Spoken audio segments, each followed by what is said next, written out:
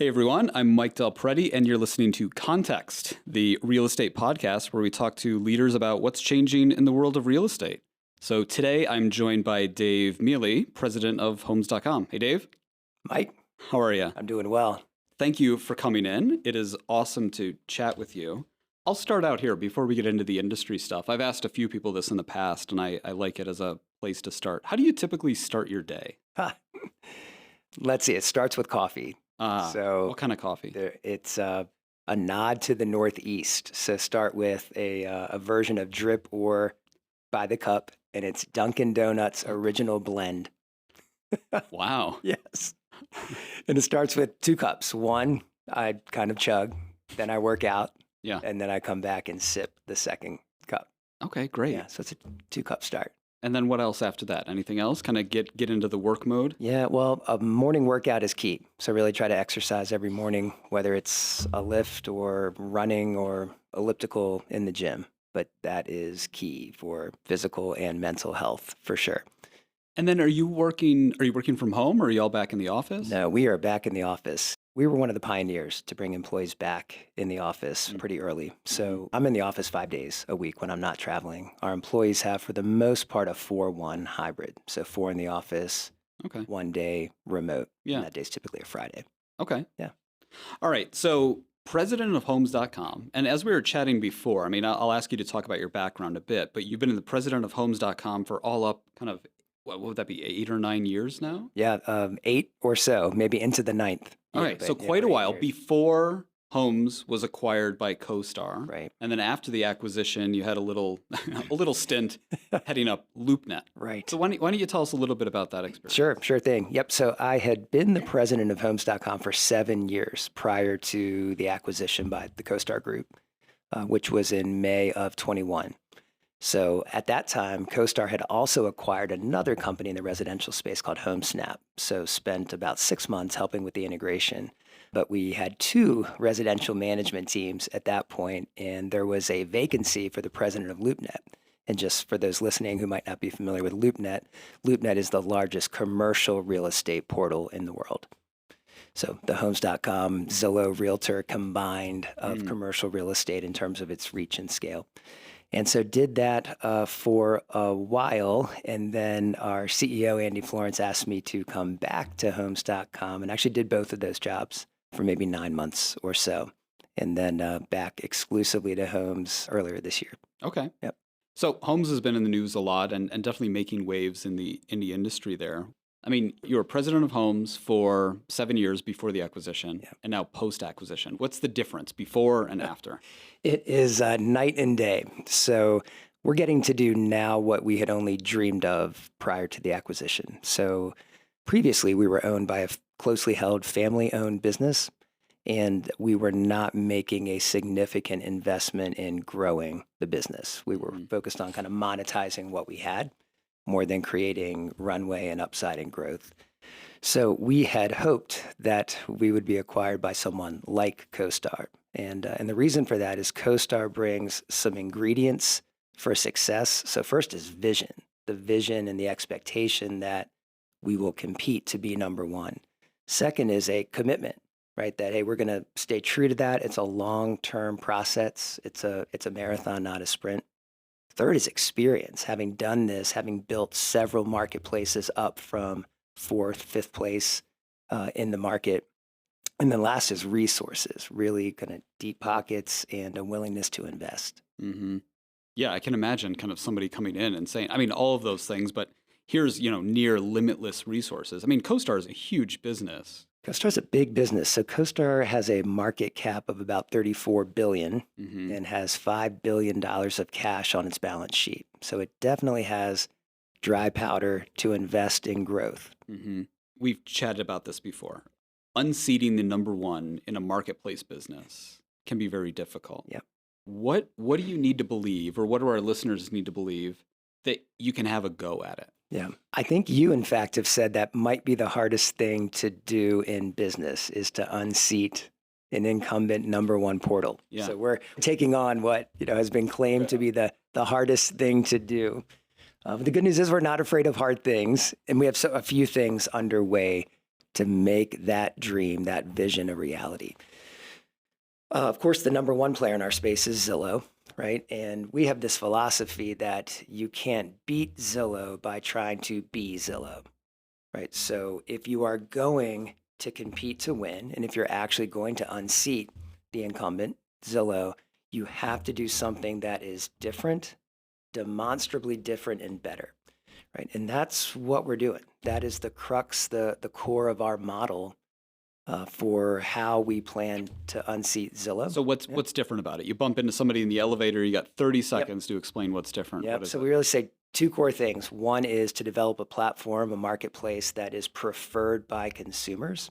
So preferred by home buyers and sellers, and then preferred by real estate professionals, by agents and brokers.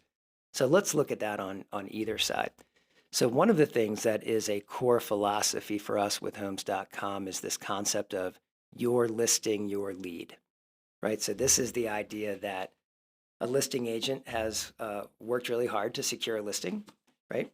And so that listing on most marketplaces, so on Zillow and Realtor, the listing agent is not displayed, is actually hard to find. And so the consumer experience is one where there is some misdirection for them. So they are looking at a listing detail page. They're interested in a home.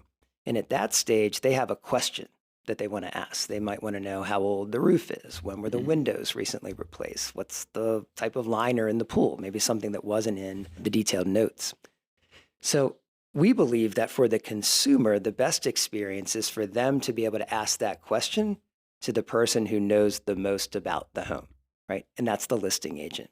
So one of the core tenets of our model is that your listing, your lead is better for a consumer because it connects them to the person who knows the most about the home. Right. Well, compare that or contrast that with what happens on our competitors. So on a Zillow or a Realtor.com, what happens is that consumer is looking at a listing detail page, has those same questions, and they want to figure out who they can ask that question to. It isn't clear who the listing agent is. It's often quite small and down the page, but there is a big button that says contact agent or email agent. And that's where the consumer says, aha, I found it. This is where I get my help. This is where I access the person who knows the most about the home. But that isn't what happens. So what happens when they click that button is they become a lead to be sold or monetized. We have to remember where the consumer is in the process. They are home searching and they're trying to get a question answered, but they've just entered lead gen hell. Yeah. And so what happens then is that they are connected often to a call center who then does some screening qualification and then might send them to multiple agents, many or most of whom have probably never set foot in that home, or they are connected to an agent who has agreed to pay 40% of their commission as a referral fee back to a Zillow or a Realtor.com.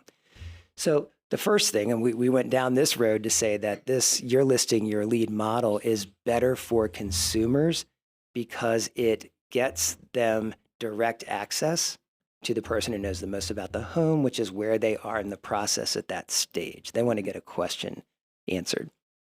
What we know is that when you click that contact agent button, it becomes a very poor experience for the consumer. They get multiple emails, texts, phone calls, and it can continue for days and weeks. Yeah. It's so bad that there have been SNL skits about it. Right. And it's real, and it continues today. And so we've done focus groups around the country where we get groups of active home searchers or recent home searchers. And we spend a lot of time with them understanding the experience and how we can differentiate ourselves.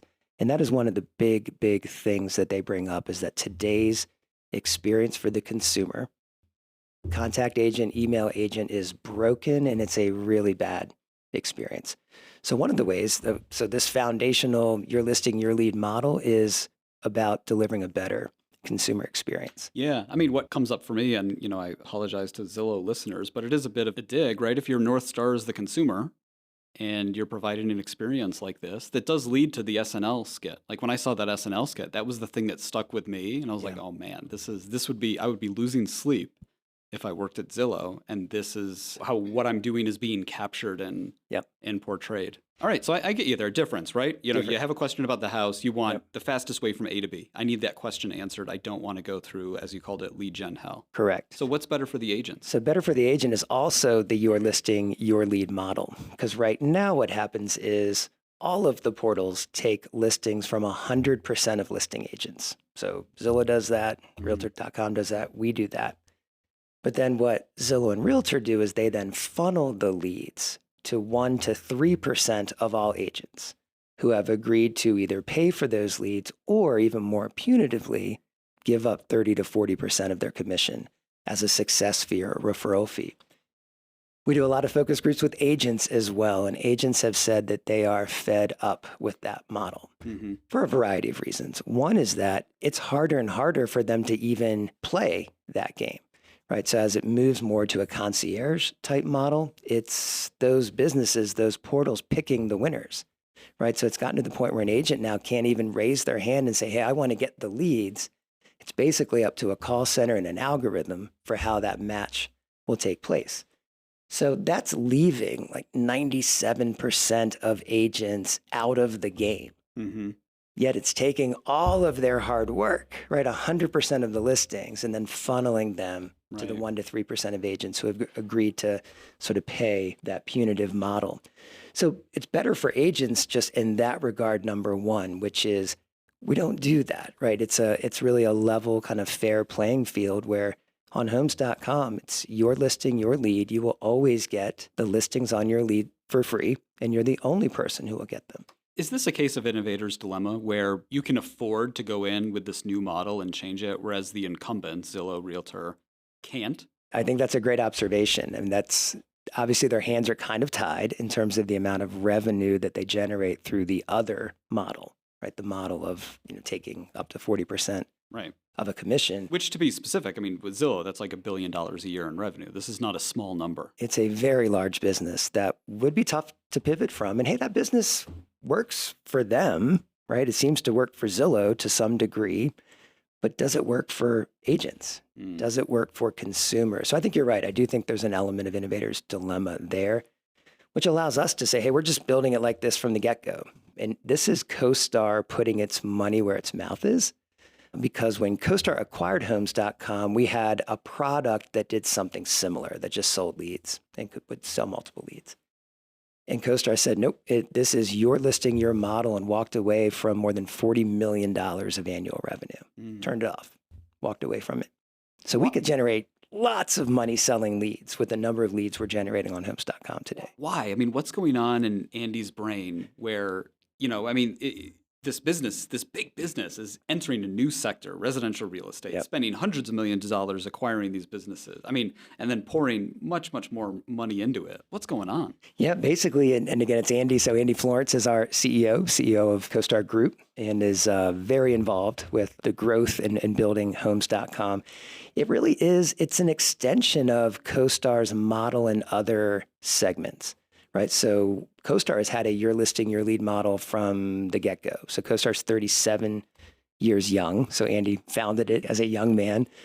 And it has always had a your listing, your lead model. So CoStar's origins are in the commercial real estate space.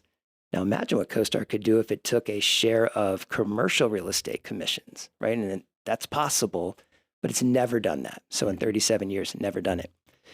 Then CoStar acquired apartments.com in 2014. And basically applied this same model. You're listing your lead, not going to get into the transaction, not take a cut, commission, referral, and has grown apartments.com to the number one player in the rentals space. So I think what Andy is saying and CoStar is saying is, hey, we've had this philosophy for decades. We think it works. We think it works for both sides of the marketplace. Works for consumers, works for agents, brokers, and it's the right way to do it. So we talk about this idea that this is home search the way it should be. Yeah. If you were Zillow's CEO right now, what would your top 3 priorities be? That's a great question, Mike. I don't think I want to help Zillow's CEO answer that question. But I know he has a lot on his plate in terms of running what is a large business, right? So Zillow generates significant revenue levels. It has not been profitable. It's never actually generated profit, and I think has lost more than $1 billion over the last 10 years in cumulative losses. But he's got to be focused on continuing to evolve that model, right? We certainly know there's been some litigation and a big verdict recently in our industry.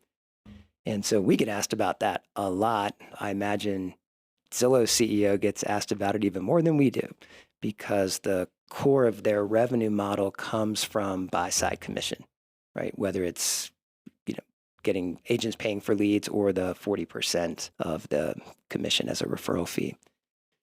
So I think that's a big thing. I imagine that he's focused on. Okay. Yep. Fair enough. What learnings do you think you or CoStar can bring from the commercial side to apply here to residential and homes.com? Yeah, there's certainly some elements just in terms of how you build a marketplace for success, right? There is a playbook, if you will, that has been applied in commercial, right, with LoopNet, which is the clear commanding leader in that space. And again, in apartments, right, clear leader in that space with apartments.com. And it's a playbook that has really three components. First is product.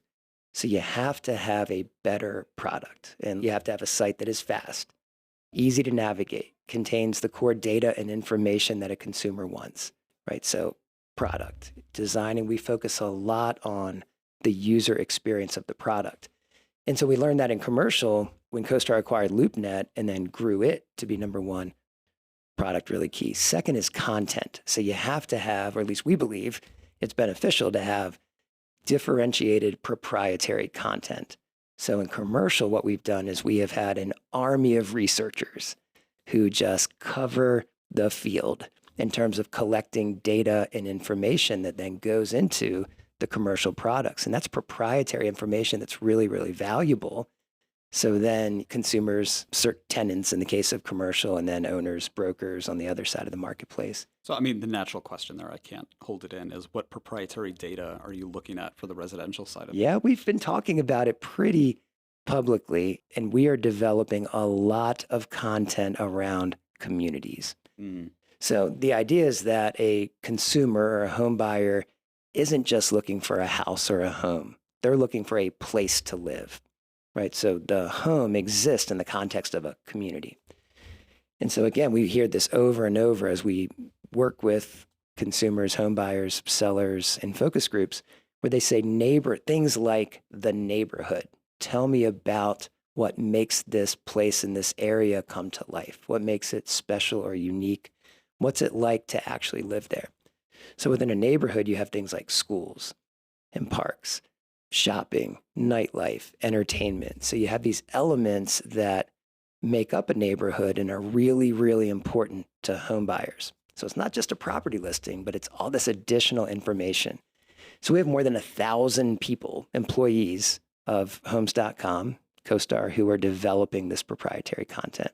So it's content around neighborhoods. We have more than 20,000 neighborhood profiles on homes.com that are very, very detailed, that contain first-person collected photo, curated video, and then lots of data that you will only find on homes.com. Okay, interesting. I imagine you kind of in a boardroom with a whiteboard like this, thinking like, what kind of differentiated content could we possibly come up with? You know, something that's achievable and that matches what consumers actually want. Was this like just kind of an immediate aha, or did it take a while to get to that? It took a little while to get to that. I mean, part of it is listening to the voice of the consumer, right? Listening to the voice of the home buyer. So like I said, we've spent a lot of time in focus groups just understanding, what are you looking for? What's your process? And we're told over and over that these things are really important. Neighborhood, schools, parks. So you go, and then you figure that out. Crime data. You go to Andy and you say, all right, we're going to hire 1,000 people. Well, the good news is Andy often comes to us and says, you thought 500 was going to be adequate. Please hire 1,000. So that's, again, to this vision point that Andy brings to this. But yeah, that's the idea. And again, that's learning from what we've done in commercial, right, in other businesses where we employ and then deploy a really large army of researchers to have the best proprietary data and content in commercial. We're doing that right now for residential. Yeah. No, it's really good. I mean, I think just to take a step back from a strategic standpoint, which is how I look at a lot of things and how I talk to my students about it, there's some clear examples here, right? This differentiated thing, that's very important. Like, what is your differentiated offering? How are you different than the incumbents you're trying to disrupt? Right. And being able to succinctly say that in one sentence Yep. is really powerful. Second, kind of this idea of innovator's dilemma, understanding the opportunities and the velocity that you might have, your company might have versus the other companies in the space is really important. And then kind of all tying into the competitive advantage. One of my favorite strategic phrases is compete where you can win. Yeah. So like you started out, we're not going to beat the incumbent by being the incumbent. Right. How can we compete in a way where we can win? And I hear that kind of over and over in what you're talking about today, right? We have this vision, we have these resources, we have great, these examples from commercial space and getting researchers and whatnot. It's like, okay, these are the things we can do where we can actually put our foot on the accelerator and go hard, and we believe we can win, whereas a competitor can't. That's exactly right. So we spend all of our time focused on where can we be different in a meaningful and better way. Yeah. Right. So you've been in the real estate industry for a while now, residential, been in commercial, and now back to residential. What's something you've learned about the industry in that time that you kind of wish you knew when you started? Oh, that's a great question. Learn that I wish I knew. I think it's really, if you say you're going to put the consumer first, you actually have to do it. Right. And I think that is, we talked about an example earlier where, we have other portals that say the consumer is our North Star, but then misdirect that consumer at a key stage of the home search process when they want to connect with an agent who knows the most about the property. And to be fair, I mean, they have to do that to have a business, right? This isn't like, let's try to screw somebody over. I mean, that's what, over the past 20 years in the United States, that's what real estate portals have had to do to generate revenue. That's kind of the one model that works because we have buyer's agents, because we have MLSs. That's just kind of how it works. But now things are changing.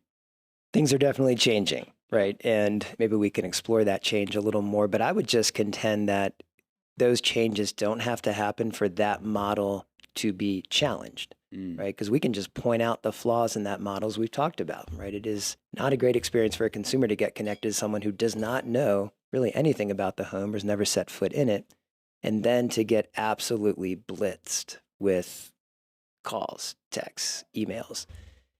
And then if that agent can't make the connection, they then transfer it to another agent. And then you go back into this like spam cycle. So yeah, I guess you make the contention, maybe that's the model that had to exist. I would challenge that. I think that the model that Homes.com is pursuing can work whether there are any changes in the industry driven by any of the litigation at all. Yeah. Shifting gears just a little bit, what's more critical for you to succeed? Is it consumer education or agent education?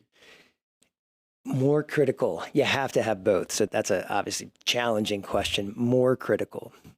I think you have to win the consumer share. That's the most critical component. And that's actually what agents want as well. So when you do that, you're also then delivering what the agent is looking for, which is they want to reach. They want to be in front of that high intent home buyer, home seller. So if you're going to say, hey, which one of those do you really have to compete and win on? I'd say the number one thing is you have to win the consumer. When you've done that, you're then meeting one of the key goals for agents. Yeah. So does that mean we're going to see some television commercials soon that kind of center around the SNL skit and kind of that value prop you've just talked about?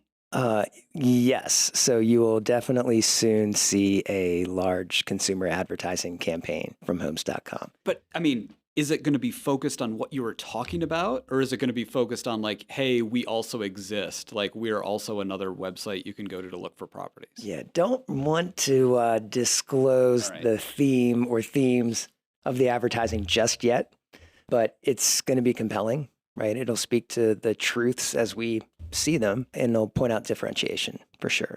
Okay. Yep.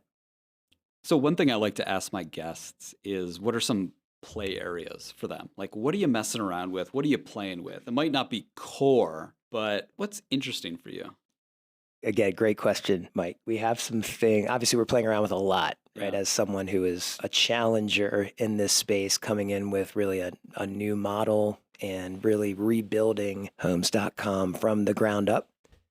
And I think the biggest thing we're playing with right now is content, right?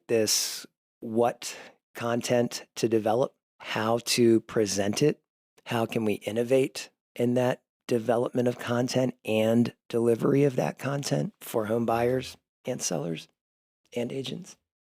So there's a lot of exploration going on there. And I think that's the area that we're probably sort of exploring the most now, is how can we continue to innovate and evolve what we're doing with content. In the content space. Yeah. Okay, good. Can you come up with one instance where you've had to make a tough call or a tough decision that went against the grain of conventional wisdom? I would say as a business, the decision to immediately turn off the 40 plus million of revenue that was coming through a lead gen product on homes.com, I think to many people flew in the face of conventional wisdom, which is, hey, it's okay. You acquired homes.com. Maybe you can run that down, sort of sunset that gradually. Right? There could have been a case to make for that.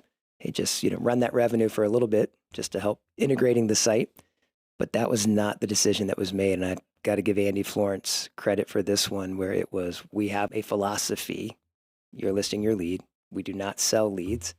And we're going to be true to that. And we're going to turn it off really as soon as we can. And it was turned off in a matter of weeks. Wow. So 40 million just gone. Gone. Just from a philosophical standpoint. Yep. We don't believe in that. Yep. It's not often you see that happen. It's not often you see a public business doing something like that. And then that was on about 7 million unique visitors a month. Now, as we've reported, we've eclipsed the 100 million unique visitor mark for monthly unique visitors. Imagine what the revenue would be today. Right. But again, the conventional wisdom would say, hey, why don't you monetize those leads? We're taking a different path. And really, as we've talked about, it's the road less traveled in this industry.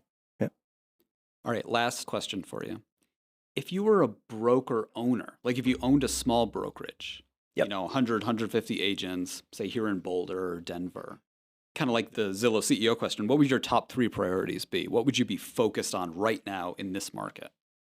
Yeah, I think definitely you need to focus on how are you utilizing technology and tools to enable your agents and brokers for success. Right. And brokers and agents have many jobs to do. Right. That includes certainly managing their sphere of influence and managing relationships, managing client sort of life cycles. Lead generation is a really important component. We know brokers tell us all the time that's just a critical objective for them that they want to do for their agents and their brokerage. So I think it would be a real priority to look at how do you potentially break the cycle that has existed now for well over a decade of how this industry works and how leads are generated. I mean, obviously that fits our model, so I'm answering the question aimed at us, but that's because we truly believe that this is a path to having a viable future as an agent in brokerage. Again, this concept of taking 100% of listings from listing agents and then funneling them to 1 to 3% is a downward spiral cycle for many agents and brokers because you're just left out of that walled garden. Yeah. So I think it's obviously how you're using technology for every aspect of your business is key. And then how are you using partners' tools to generate leads? Yeah. Right. No, I get it. Promote listings. The answer is fairly self-serving, which is fine. But I think the truth out of that comes back to this whole 97% bit. Yep. Right. The big portals, their agent customers are 1 to 3% of the real estate agents. Yep. And you look at that. I mean, downstairs there's a coffee shop. And if they were like, yeah, we're serving coffee to 2% of the student body, it's like, what about the other 98%? Like, can you serve them water, baked goods? Do they need a cheaper version? Dunkin Donuts? Like, what can we? I mean, it's a fair question, right? How do we capture? Yeah, I hate to answer the question in what does sound like a self-serving way, but it's the truth, right? If you are right now, we're prior to Homes.com's sort of ascendance in sort of the position and rankings. Where do the leads go? When someone searches homes for sale, Boulder, Colorado, and Google, right? They're going to Zillow, Realtor, Redfin. And then in each of those scenarios, those go into walled gardens, which they are outside of your touch and your reach. Yeah. And what you're saying is there's a different way. There's a different way. There's a different way. And it's a really important thing to contemplate. Yeah. Right. Okay. So we're on the verge of that. And it's a super exciting time. I'm sure it is for you, being in the driver's seat. It is for me, just being able to watch this. Yeah, absolutely. See what happens. Yep, for sure. Cool. All right. Well, that's it for us today. I really appreciate your time and coming in, and we'll keep an eye on this. I'm Mike Del Prete. This is Context. And if you want any more information, podcasts, research that I've done, just check out my website, mikedp.com, and we'll catch you next time. Thanks.